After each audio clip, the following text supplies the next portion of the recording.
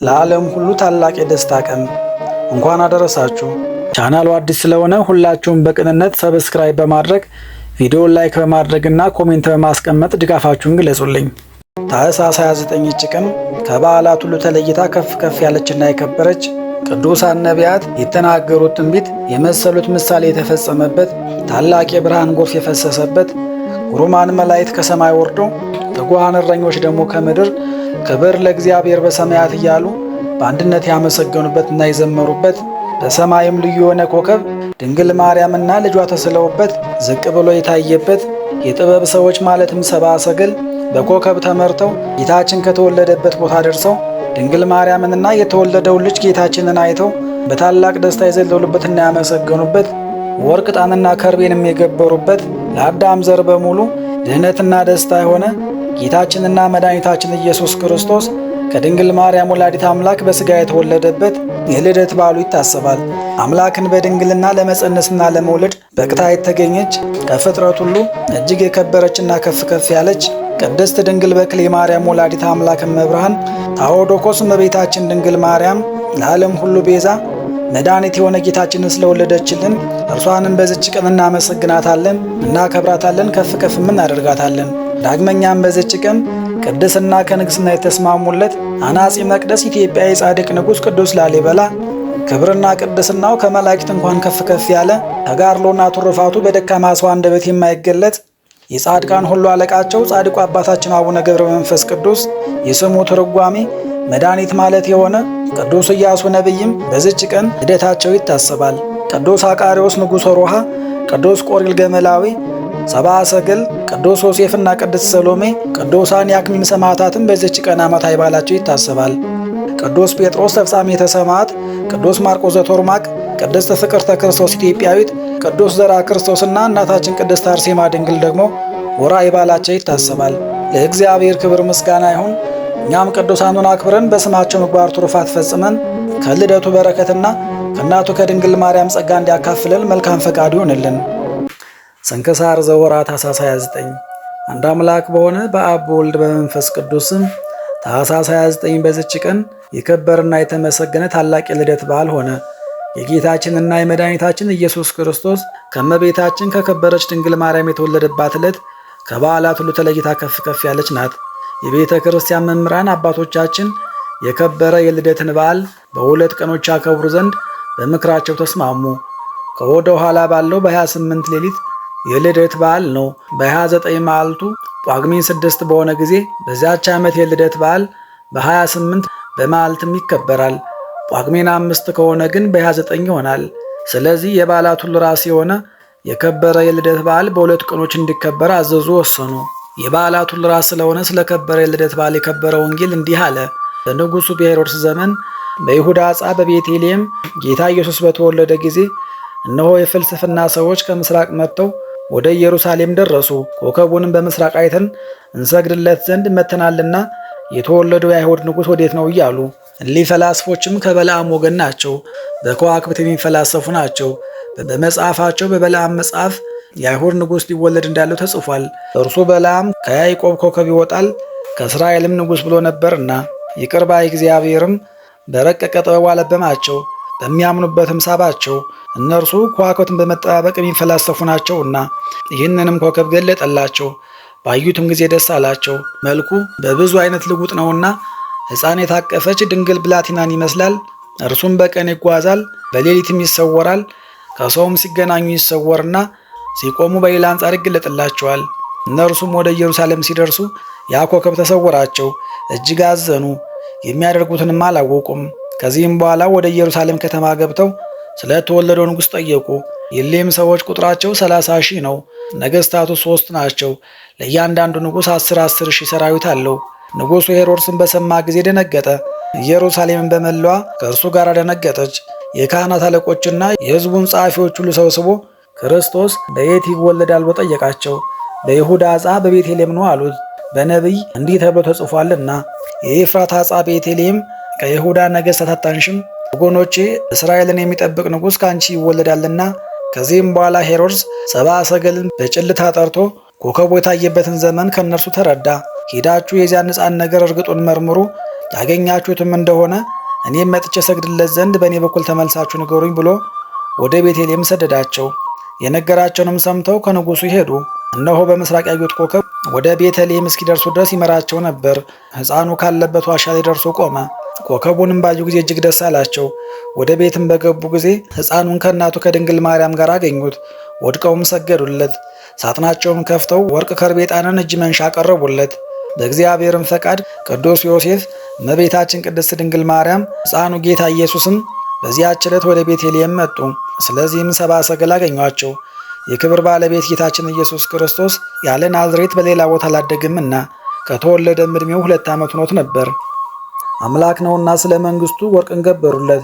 ክህነትም ገንዘቡ ነውና ዕጣንን ገበሩለት። ማህያዊ ለሆነ ሞቱን ምልክት ከርቤን ገበሩለት። ወደ ሄሮድስም እንዳይመለሱ በሕልም ነገራቸው። በሌላ መንገድም ወደ ሀገራቸው ተመልሰው ገቡ። አምላክ በሥጋ ስለመገለጡ አዋጅ ነጋሪዎችና ሰባኪዎች ሆኑ። ይህችም ዕለት ነቢዩ ኢሳይያስ ትንቢት ስለ እርሷ የተናገረላት ናት። እንዲህም ብሎ እነሆ ድንግል ጸንሳ ወንድ ልጅን ትወልዳለች፣ ስሙንም አማኑኤል ትለዋለች። ተረጓሚውም እግዚአብሔር ከኛ ጋር ነው ማለት ነው። ስለዚህችም የከበረች ድንግል ነቢዩ ሕዝቅኤል እንዲህ ብሎ ትንቢት ተናገረ። እግዚአብሔርም አለኝ ተዘግታ ትኖራለች፣ አትከፈትም፣ የሚገባባትም የለም። የእስራኤል ፈጣሪ እግዚአብሔር እንደ ተዘጋች ይገባባታልና ተዘግታም ትኖር አለ። ነቢዩ ቅዱስ ዳንኤልም አለ ሌሊት በራእይ ያየሁ፣ እነሆ ታላቁ እንደ ሰው ልጅ በሰማይ ደመና መጣ፣ ዘመኑን ወደሚያስረጅ ደረሰ። ከፊቱም አቀረቡት። የዘላለም አገዛዝ ጌትነት መንግሥት ተሰጠው። ሕዝቡና አሕዛቡ ሁሉ መንደር መንድረው የሚኖሩትና ነገዱም ነገሥታቱም ሁሉ ይገዙለታል። አገዛዙም ለዘላለም አገዛዝ ነው፣ መንግሥቱም የማያልፍ የማይጠፋ ነው አለ። ዳግመኛም ቅዱስ ኢሳይያስ እግዚአብሔር እንደኔ ሥጋ መጋረጃ በመጋረድ ተገለጸልኝ አለ። አሁንም ደግሞ አዲስ ሰማይ አዲስ ምድር ሠራ ዘንድ አለኝ አለ። ሁለተኛም ከእሴይ ሥር በትር ትወጣለች፣ ከእርሷም ጽጌ አበባ ይወጣል አለ። ዳግመኛም ሕፃን ተወልዶልናልና ወንድ ልጅም ተሰጥቶልናልና ይኸውም ሥልጣን በጫንቃ የሆነ ክርስቶስ ነው። ስሙም ድንቅ መካር፣ የዘላለም አባት፣ የሰላም አለቃ ይባላል አለ። ቅዱስ ኤርምያስም አለ እግዚአብሔር እንዲህ አለ፣ በዚያን ወራት ለዳዊት ብርሃንን አወጣለሁ፣ በምድርም የቀና ፍርድን ያደርጋል፣ እግዚአብሔርም ያመኑበትን ያድናቸዋል አለ። ቅዱስ ኤልሳዕም እንዲህ አለ እግዚአብሔር ከሰማይ ይወርዳል፣ በእስራኤል ልጆች አደባባይን በመመላለስ ለሕዝቡ እውነትን ያስተምራቸዋል። ከአብርሃም ልጅነት ልዩ ከሆኑ ወገኖች በቀር አሕዛብ ሁሉ ይታዘዙለታል። ቅዱስ ናሆም ነቢይም እንዲህ አለ እግዚአብሔር በእኔ አርያ ይመጣል፣ ልብሱም እንደ ልብሴ ነው አለ። ነቢዩ ቅዱስ ኢዩኤልም እንዲህ ተናገረ የእግዚአብሔር ዙፋን የሆነች ብላቴና ድንግልን አየሁ፣ እርሷም እንደ እሳት ያለባት ነበር። ስለ እርሷም ይህች ማን ናት ብዬ ኪሩብን ጠየቅኩት። ከአዳም ልጆች የተመረጠች የእግዚአብሔር ዙፋን ይህች ድንግል ናት። በእርሷም የተጎሳቆሉ አሕዛብ ይድናሉ፣ ላመነባትም ረድኤትና መጠጊያ ናት አለ።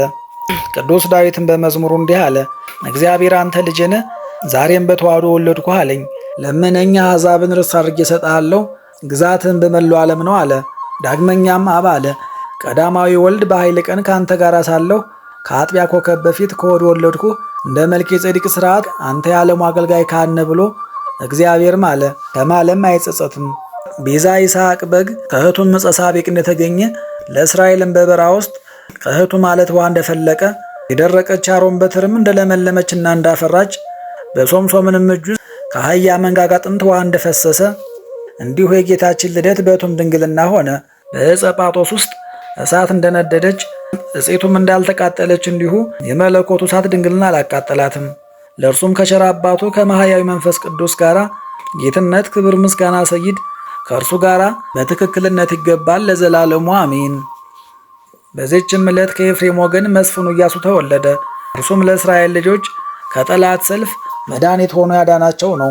የጌታችንን መወለድ ለአዳምና ለልጆቹ መድኃኒት ሆናቸው። የእርሱም የቀደመ ስሙ ሆሴ ነበረ። እስራኤልን ከአማሌቅ ጦርነት በራፌድ ባዳናቸው ጊዜ ኢያሱ ተብሎ ተጠራ። ይህም ማዳይ ማለት ነው። ሙሴም ከሞተ በኋላ እግዚአብሔር መረጠውና ለእስራኤል መስፍን አድርጎ ሾመው። ልዩ ከሆኑ አሕዛብም ጦርነት አዳናቸው፣ ርስታቸውንም አወረሳቸው። ከዚህም በኋላ በሰላም አረፈ።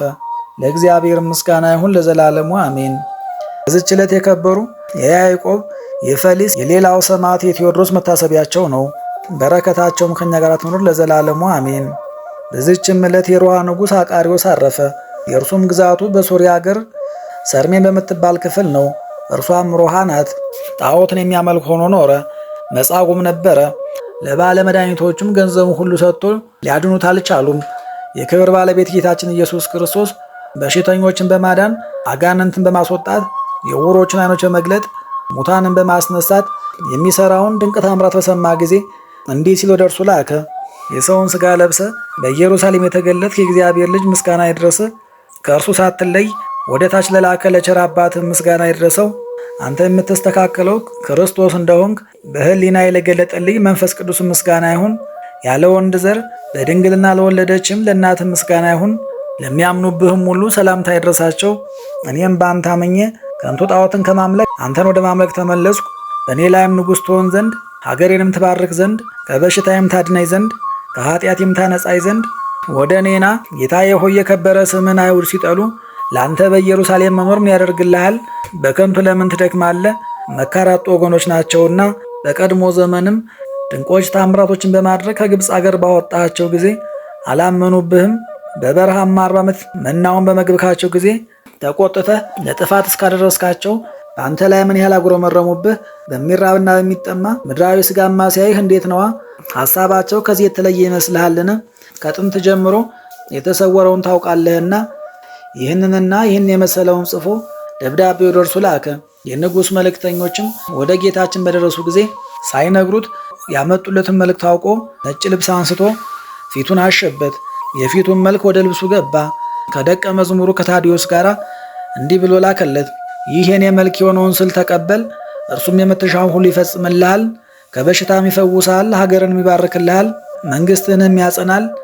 ይህ ስል የኔ ነውና ይለወጥ እንደሆነ በውሃና በእሳት ፈትነው። መልእክተኞችም ወደ ንጉሥ አቃሪዎስ በደረሱ ጊዜ ያንን ስዕል ሰጡት። በእሳትና በውሃም ፈተነውና ምን ጥፋት አልደረሰበትም። የሮሃ ሀገር ሰዎችም ከንጉሳቸው ጋር በጌታችን የመለኮት ሥልጣን አመኑ። ይህ ስዕልም ቁጥር የሌለው ብዙ ድንቅ ታምራትን አደረገ። ንጉሡንም ከበሽታው ፈወሰው። ከዚህም በኋላ ዕድሜውን ሲፈጽም በዚች ዕለት አረፈ። ለእግዚአብሔር ምስጋና ይሁን ለዘላለሙ አሜን።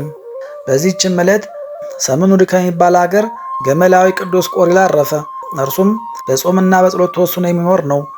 እግዚአብሔርም የተሰወሩ ሚስጥራትን ማወቅን ሰጠው። የሚገለገልባቸው ከማሳም ተልባ የሚጭንባቸው 3 ግመሎች አሉት። ፈራጉን በሚባል አገር ለእመቤታችን ድንግል ማርያም ቤተ ክርስቲያን ሊቀ ካህናት የሆነ አንድ ሰው ነበረ። ቤተ ክርስቲያኒቱም ነገሥታትና መኳንንት በየጊዜው የሰጧት ብዙ ገንዘብ አላት።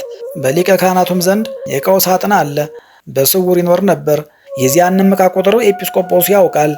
ያ ሊቀ ካህናት በእርሱ ሥልጣን ስር ነበርና ከዚህ በኋላ የዕቃው ሳጥን ያለበትን ለልጁ ሳይነግር ያ ሊቀ ካህናት በድንገት ሞተ። ኤጲስቆጶሱም የሊቀ ካህናቱን ሞት በሰማ ጊዜ ወደዚያች ቤተ ክርስቲያን መጥቶ ከልጁ ገንዘቧን ፈለገ። ያም ልጅ አባቱ በድንገተኛ ሞት ስለተነጠቀና ስላልነገረኝም ዕቃው ያለበትን አላውቅም አለው። ኤጲስቆጶስም ሰምቶ ተቆጣ፣ ሊያሰቃየውም ፈለገ። ያም ልጅ ኤጲስቆጶስን ዕቃው ያለበትን ቦታ እስክፈልግ ድረስ ቆየኝ፣ ባላገኘሁትም ጊዜ የወደድከውን ታደርግብኛለህ ብሎ ለመነው። እርሱም ጊዜ ሰጠው። ወደ ቤቱም በገባ ጊዜ ችግሩን ሁሉ ለሚስቱ ነገራት። እርሷም በእግዚአብሔር ታምነህ በአባ መቃርስ ገዳም ወዳሉ አባቶች መነኮሳት ወደ ጎረቤቶቻቸውም ሂድ፣ እነርሱ ይነግሩሃልና አለችው። ወደዚያም ሲደርስ ችግሩን ይፈጽሙለት ዘንድ ለመነኮሳቱ ነገራቸው። የሚነግረውም አጥቶ ተስፋ ቆረጠ። አንድ ባህታዊም ጠቀሰውና እንዲህ አለው፣ ሰምኑድ ወደሚባል አገር ሂደህ ስለ ባለ ግመሉ ቆሪል ጠይቅ፣ በእርሱም ዘንድ ደር፣ እርሱ ይነግርሃል አለው። ወደ ሰምኑድ መንደርም ደርሶ ስለ እርሱ ስለ ቆሪል ጠየቀ። ሰዎችም ነገሩት፣ ያለበትንም አመለከቱት። በሄደ ጊዜም ከመኖሪያው አገኘው። 3 ግመሎችም ከእርሱ ጋር ነበሩ። አባ ቆሪልም ፍላጎቱን በመንፈስ ቅዱስ አውቆ ወደ ማደሪያው አስገብቶ መብልን አቀረበለት። አባቴ ሆይ ችግሬን ሳትፈጽምልኝ እኔ አልበላም አለው። ቆሪልም ችግር በጊዜው ጊዜ ይፈጸማልና አሁንም አብላ አለው። ከራትም በኋላ በየመኝታቸው ተኙ።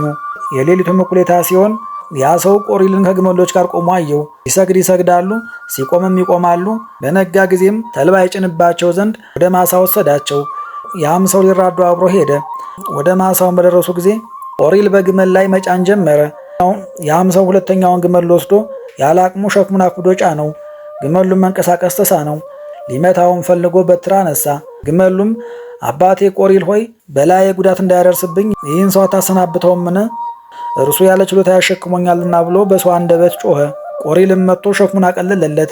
ያንንም ሰው ልጄ ሆይ በማይችለው መጠን ለምን አሸከምከው? ልትሸከመው የማትችለውን ሸክም በላይ ስለጫኑብህ አይደለምን? አለው። ወደ ቤትም በገቡ ጊዜ ያ ሰው ስለ ችግሩ የዕቃውን ቦታ ይገልጥለት ዘንድ አባ ቆሪልን ለመነው። እርሱም ለሌላ እንዳይናገር ካማለው በኋላ ገለጠለት።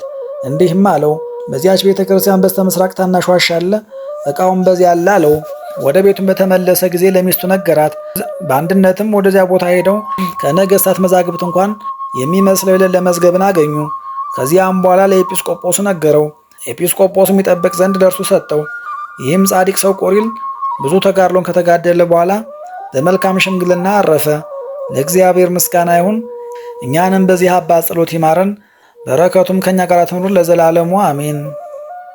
በዚህችም ቀን የአክሚም ሰማዕታት መታሰቢያቸው ነው። እነርሱም በከበረ የልደት በዓል በቤተ ክርስቲያን ውስጥ የቁርባን ቅዳሴ አድርገው ተሰብስበው ሳለ እነሆ የክብር ባለቤት ጌታችን ኢየሱስ ክርስቶስ በመሠዊያው ላይ ሥጋውና ደሙን ለሕዝቡ ሲያቀብላቸው አዩት። በዚህም ታላቅ ደስታ ውስጥ እያሉ መኮንኑ አርያኖስ መጥቶ ከበባቸው።